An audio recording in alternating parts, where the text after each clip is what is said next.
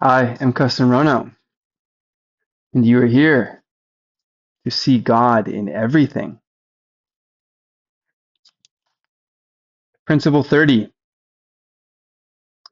By recognizing spirit, miracles adjust the levels of perception and show them in proper alignment. This places spirit at the center, where it can communicate directly. Okay. By recognizing spirit. Yesterday we were talking about the healing potential of miracles because they deny body identification and affirm spirit identification. That miracles are a healing process because they allow us to transcend the body suddenly, spontaneously.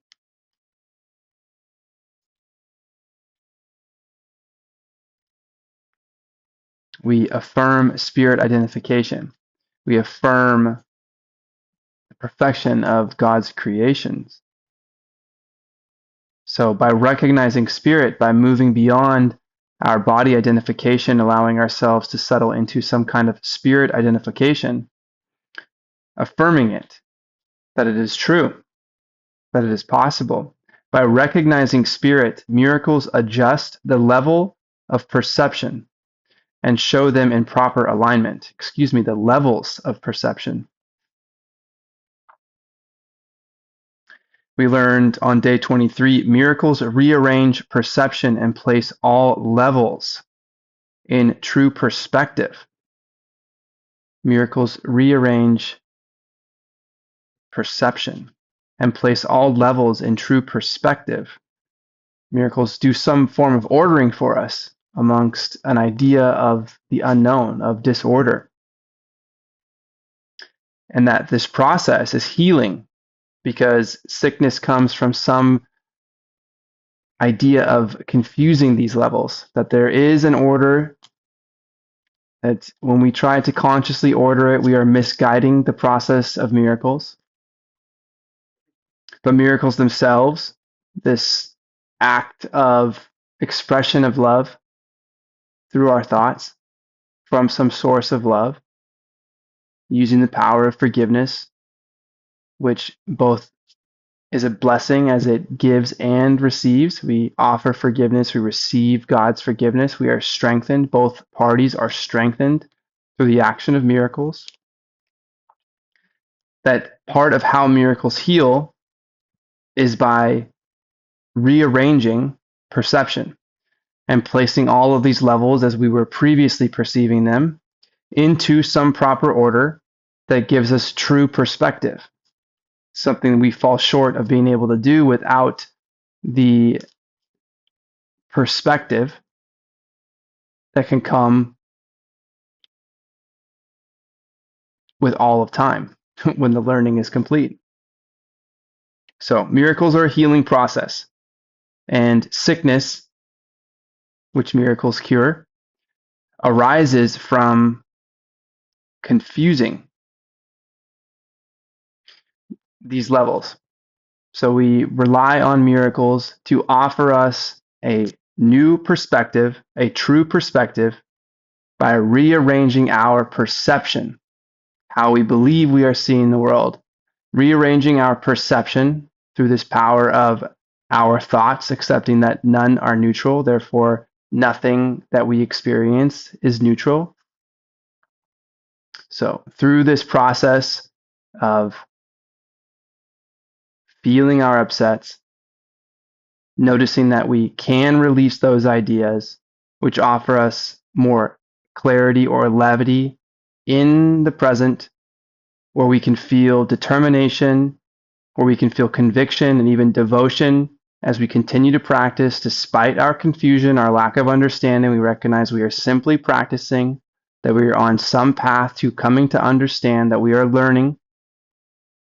Then we arrive at a space where we can now attempt to allow ourselves to see God in everything around us, that there is some other idea that all things are, that they mean something, and meaning means purpose, that everything with true meaning has a purpose, that there is a universal purpose, and that is a reflection of God's purpose, of the Creator's purpose. So absolutely everything around us, beyond just our upsets, is imbued with true meaning, provided that we are not operating from some kind of lens of pain or defense by attacking, believing that we are somehow in some kind of contest against whatever love is, whatever truth is, whatever abundance is, that is the result of entering into this flow of miracles.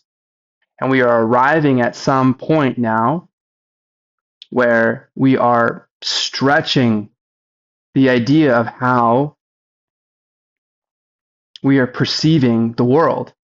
That maybe it's okay that everything that we are experiencing is the way that we believe it is, that we believe a dog is a dog, and a table is a table, and a tree is a tree, and the fire is the fire, and my hand is the hand. But fundamentally, we are relaxing ourselves, opening our mind with love and appreciation to be curious about an idea that perhaps we are assigning shape, structure, and therefore meaning to whatever it is that we see around us, which is limiting our ability to see some universal truth through all things, and that universal truth has a purpose, that there is a universal purpose amongst all things. And if we are unable to see this idea that a hand is still separate from a dog, separate from a table, if we're still in that frame of reference, albeit all the time, I mean, it's a very natural way we believe to organize the world, that we are actively organizing what we see around us, and we do not have a true perspective. We believe what we are seeing is real. We call it real life, and so be it, it is. But there is still some other lens that we can at least be curious about. Remember, we are here to ask questions and receive answers on a path towards some idea of knowingness, which doesn't need to be any kind of threat from anything else that we could be experiencing. That there is no resistance here. We are simply wondering that as we release our upsets through this power of forgiveness, if we follow this same idea, this blueprint, into our very perception, that possibly as we release that too, with love and appreciation and an open mind, practicing with conviction, devotion, and ease, that something else, as we wipe that away, will be revealed. That there's no extra step to take. We are not replacing it with anything whatsoever. That we are simply noticing whatever was there over which we have been coloring. And possibly we have been singing or even screaming, but we've been drowning out some idea of intuition of God's voice directing us very specifically through love. That miracles, this process, this expression of love, always maximal, from the source of love, this link between cause and effect, where we actually have the ability to influence cause through our thoughts, thoughts being another idea of what miracles are, that our thoughts are therefore teaching devices. We are here to learn by spending time with our thoughts and deciphering where our thoughts have been attempting to build with meaninglessness, meaning that we have not had a true goal in mind because we have never had true perspective. And therefore, we do not fundamentally understand what it is that would be in our best interest.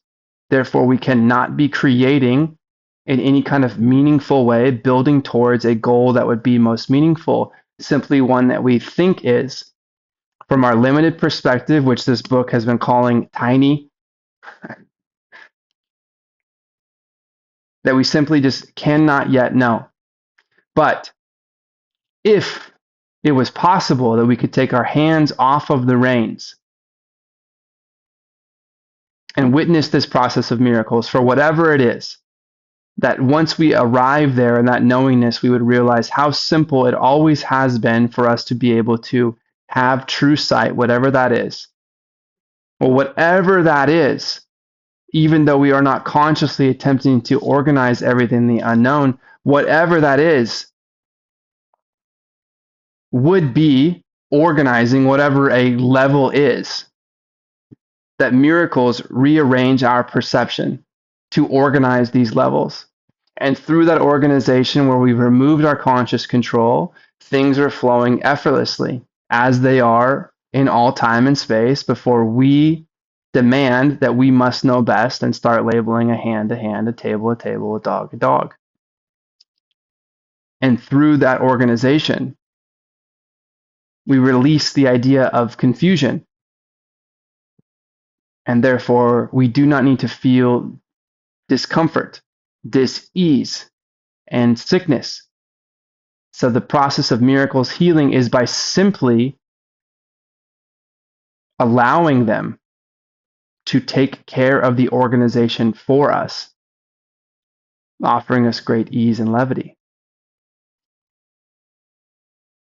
By recognizing spirit, miracles adjust the levels of perception. Again, so talking about these levels of perception. And the way to organize them, miracles rearrange perception. So the way that miracles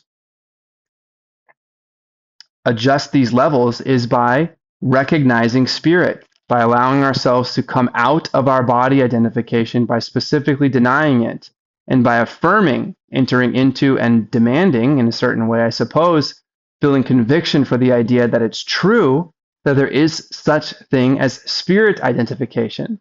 We've already discussed that there are many things, transfers of information, Wi-Fi, infrared light happening around us, and just because we cannot perceive them with our five senses in any kind of direct way, that they are out of sight, out of mind. But what we are trying to say here is that it is specifically what is out of sight that we want to bring into mind. We want to affirm spirit identification. By recognizing spirit, miracles adjust the levels of perception. That is the key to allowing the levels to have their adjustment, which removes sickness by creating order amongst this disorder of whatever levels are that we have been trying to demand. We must know best about how to make the right shapes, therefore we know what things are and we know what their purposes must be. But that would be naive. By recognizing spirit, miracles adjust the levels of perception and show them in proper alignment. Show them the ability to see something properly aligned, true sight. This places spirit at the center, where it can communicate directly. Okay, so we're going to recognize spirit. Therefore, miracles can adjust some levels of perception, allowing us to see them, or at least for them to be shown. So perhaps we are able to understand that, to see them in proper alignment. And this process, I'm not sure if it's saying by recognizing spirit or through this process of recognizing spirit, adjusting levels of perception and showing them in proper alignment, that this entire process places spirit at the center where it can communicate directly. So let's simply recognize that we have a spirit here. Let's affirm our spirit identification. Let's just allow ourselves to accept that there is something else going on beyond just our five senses. That there is something behind your loved one's eyes. That when someone passes or a pet passes, that there is some separation of whatever they are and whatever we were familiar with them being. That both exist.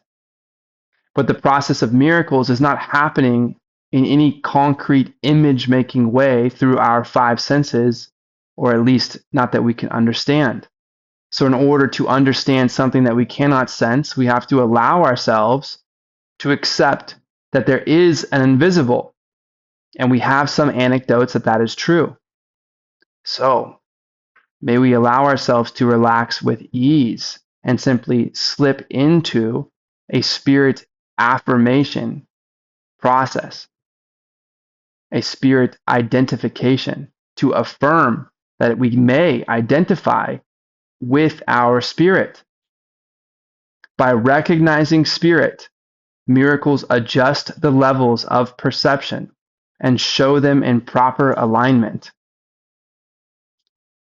May it be so that there is a proper way to align things, that something outside of ourselves grants us the opportunity to be able to see them in proper alignment, or when we are using our five senses as our best set of tools, even with our most creative thinking, we are just fumbling in the dark.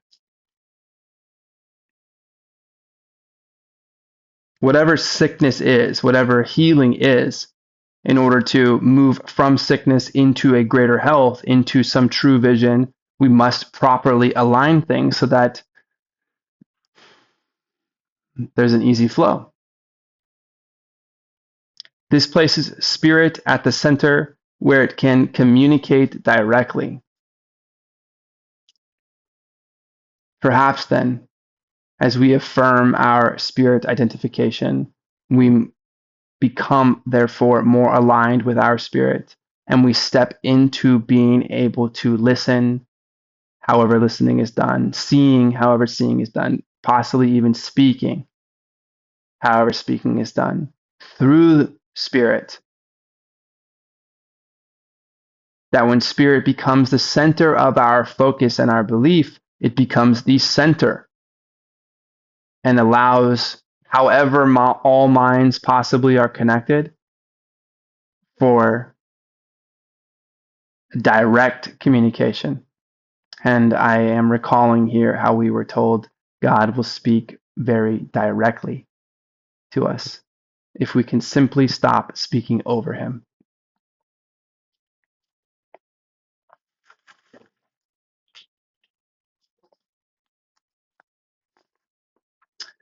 Lesson 30. God is in everything I see because God is in my mind. So adding to yesterday again was God is in everything I see. God is in my face. God is in that fire. God is in that wall. God is in this shirt. God is in this dog. Now we are saying God is in everything I see because God is in my mind. God is in everything you see because God is in your mind. Please repeat after me. God is in everything I see because God is in my mind. One more time. God is in everything I see because God is in my mind.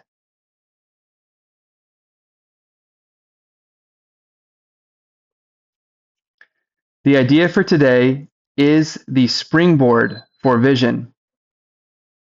From this idea will the world open up before you, and you will look upon it and see in it what you have never seen before, nor will what you saw before be even faintly visible to you. God is in everything I see because God is in my mind. This is allowing us to spring forward into a new way of seeing. Something about it allowing whatever the world is to open up in front of us, and that we can see whatever that idea is, that opening, in a way that we have never seen before. And from this perspective, whatever we have seen before, so whatever we believe we are seeing right now,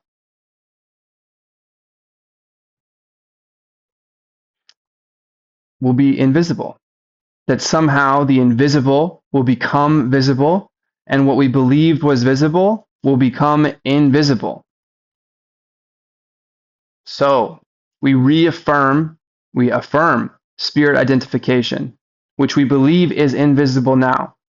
We deny body identification, which we believe is visible now.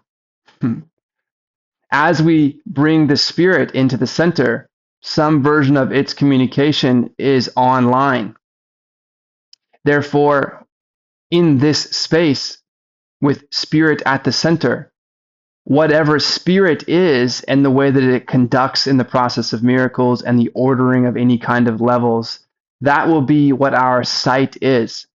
And from there, it sounds like, having denied our body identification, that portion of us will become invisible. Today we are trying to use a new kind of projection. We are not attempting to get rid of what we do not like by seeing it outside. Instead, we are trying to see in the world what is in our minds and what we want to recognize is there. Okay. A new kind of quote unquote projection. Interesting. We are not attempting to get rid of what we do not like by seeing it outside. So obviously projection is commenting on some idea where we have been taking something from inside and projecting it, displaying it outwardly, and yet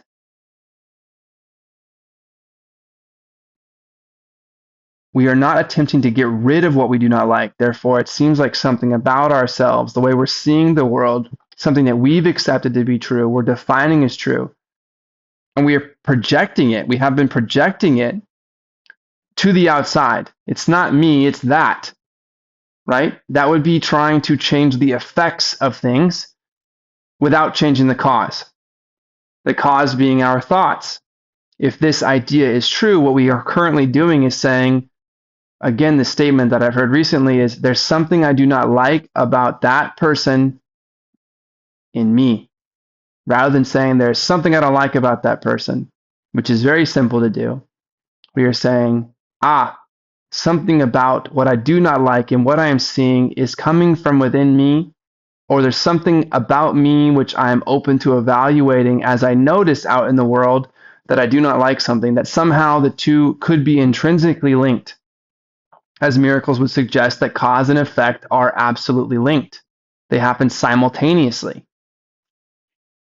If we want to affect a cause, an effect, if we want to make a change to an effect, we have to eventually arrive at changing its cause, or all we're doing is band-aiding over something that we do not like without ever getting to the root of it. So it would appear that we've been projecting something about us that we do not like out into the world and saying, it's your fault, not mine. You attacked me first. I'm justified. This is justice in me attacking you back. And possibly it is, but it is not forgiveness.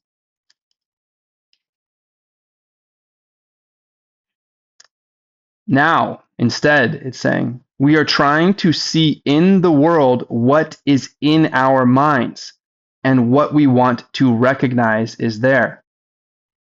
And what we want to recognize is there. We are trying to see in the world, so theoretically outside of us, we want to be able to see that that is in our minds. And we want to be able to recognize what we want out there.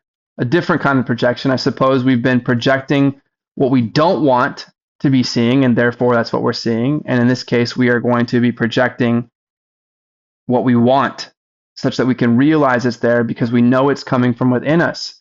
This is, I suppose, reinforcing the idea that miracles are thoughts, that we do have control over charging our thoughts, and that what we are experiencing, even if it's uncomfortable for us to accept right now, what we are experiencing out in the world is the effect of our thoughts. that we are simply just seeing us projected outward. And now we're going to try on a new version of projection where we're going to recognize that we are trying to see in the world what is in our minds, and therefore what we want to recognize. Okay. Thus, we are trying to join with what we see rather than keeping it apart from us. That is the fundamental difference between vision and the way you see. So the fundamental difference between true sight and image making. The fundamental difference between the way we are attempting to see, what we are curious about, this new perspective that we could assume. The fundamental difference between vision and what we call vision today, how we believe we see. The fundamental difference between vision and the way we see now is joining with what we see rather than keeping what we are seeing apart from us, that we believe that they are separate.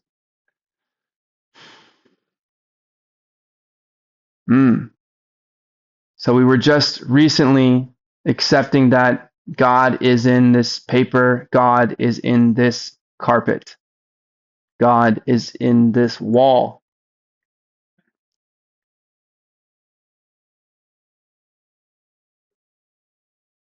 And accepting an idea that any one of those items, theoretically or even practically, with enough open-mindedness, is all that we would ever need for an awakening.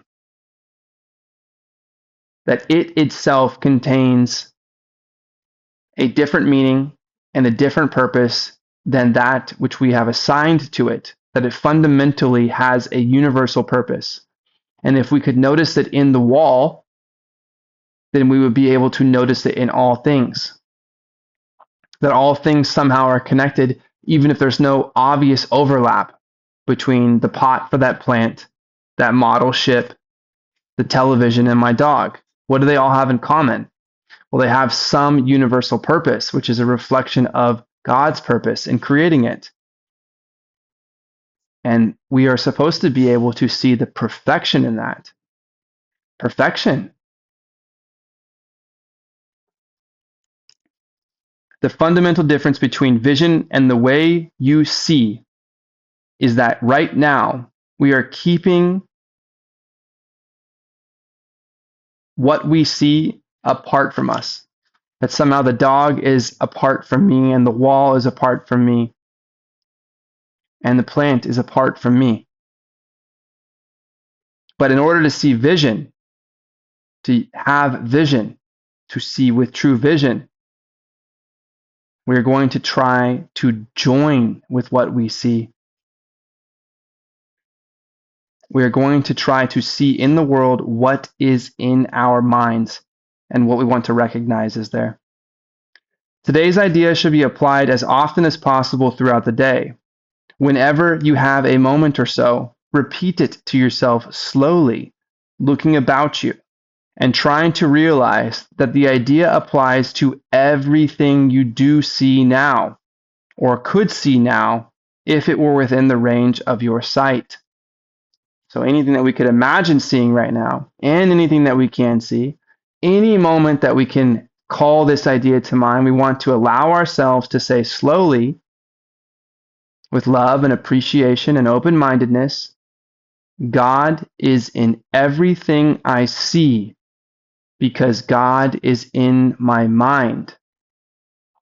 We have permission to be able to recognize that God is in anything and everything if we are able to join with what we are seeing around us and not seeing it differently from us. That somehow our mind, which feels very invisible to me, affirming our spirit identification. This spirit identification allows us to enter into a perspective where we now all of a sudden are intrinsically linked with everything around us. That our thoughts are causes and the effects are what we are experiencing.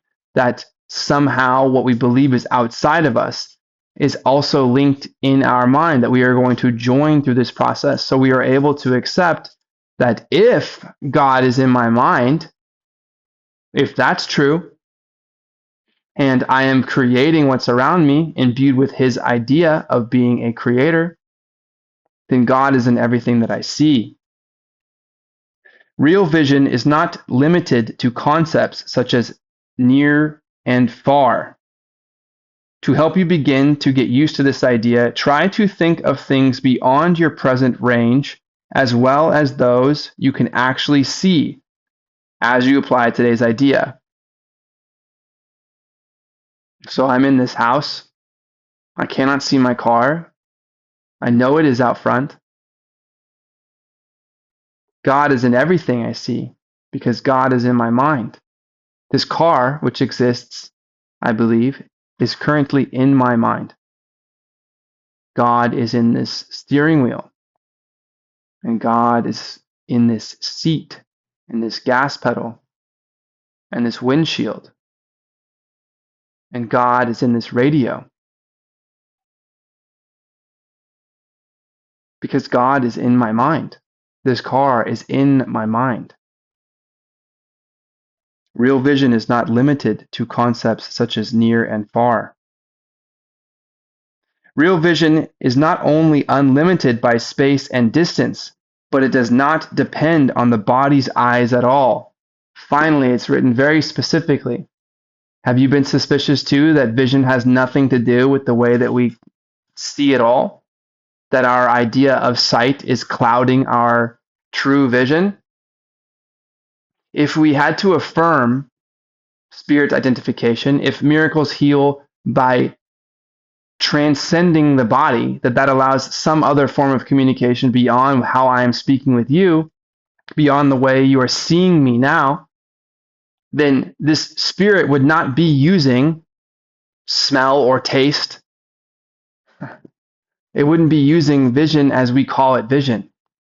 Real vision is not only unlimited by space and distance, unlimited by space and distance. Unlimited by space and distance. It can cut through space, any distance.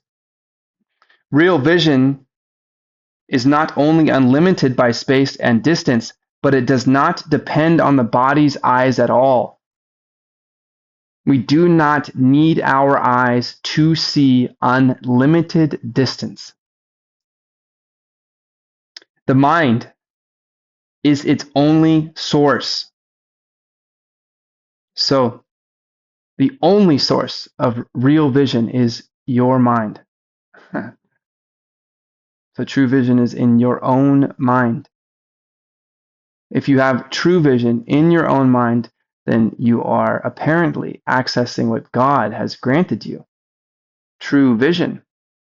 It should be that simple. We are already using our minds, we think, but we think we are using our minds. True vision needs only the mind. The mind is its only source. To aid in helping you to become more accustomed to this idea as well, devote several practice periods to applying today's idea with your eyes closed, using whatever subjects come to mind, and looking within rather than without. Looking within rather than without. That's such an interesting way of saying that. We wouldn't say that our looking outwardly is without, but we would say that if we're looking inwardly, we are looking within. So to not look within is somehow inherently looking without, not outside of ourselves, but without true vision, without accessing our minds. I love this concept.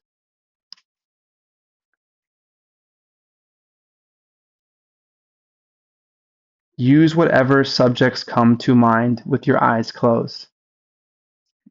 Looking within rather than without.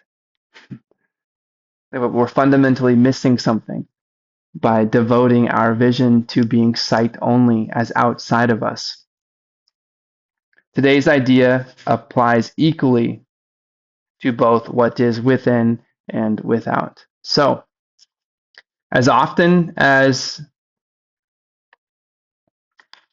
is comfortable, as often as we can remember, as often as we dare, we may look about us, we may close our eyes and look within us, and we will say, God is in everything I see because God is in my mind.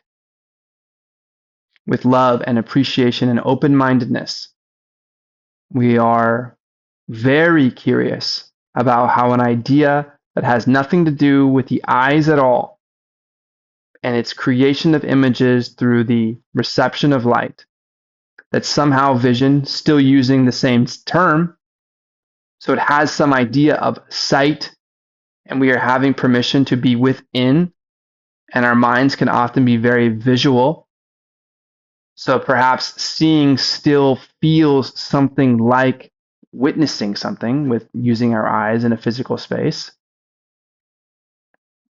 But this idea, God is in everything I see because God is in my mind, applies to the external and to the internal as we would hope to be seeing it.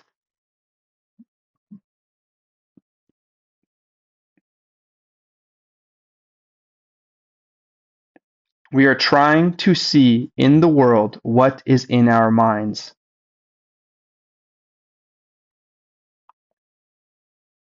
Thus, we are trying to join with what we see. Join with what we see within, not without.